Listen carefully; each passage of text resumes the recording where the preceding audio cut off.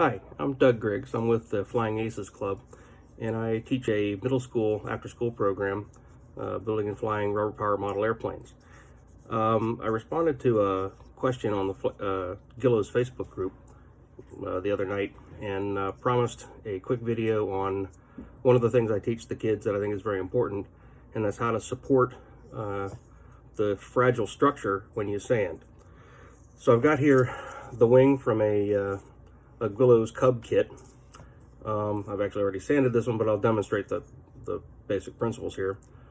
Basically, the basic idea is to support underneath where you're going to sand, and you do that by spreading your fingers out along the piece that you're going to sand. Just like that. If I'm sanding the leading edge here, then I would sand on the leading edge and, make sure you don't sand flat spots in it. And then as you move down the leading edge, the support follows it. I'm using a Great Plains sanding bar.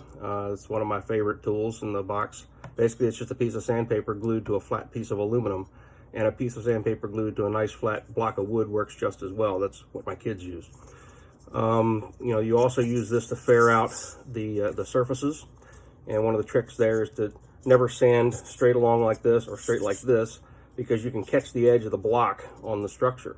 But if you do it at an angle, you're always supported by more than one or more than two, either ribs or formers or whatever, and you get a smoother job, and you get a better job what's called fairing. One way to tell that, of course, is to look at a very low angle, like that, down the structure, and your eye looking right down this edge can fairly easily pick up any discontinuities.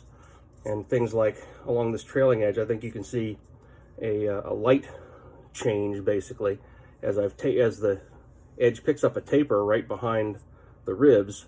You can pretty easily see a straight, the light changes, different shadow. The Gillows structure is actually fairly sturdy, so it's a good place to start. I have another plane here.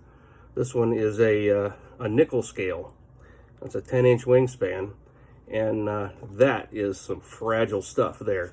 So you really have to support this stuff, and you get on it, and parts will break, but it's not a big deal. You just put it down, re-glue it, wait a little bit, and then sand it again. But again, this is super fragile stuff, and my fingers are directly underneath the part that's being sanded, and that's the secret. You just have to support whatever you're doing. You can actually also support it on the edge of your workbench, but I find that difficult. I find it a whole lot easier to just support with your fingers. Hope it helps.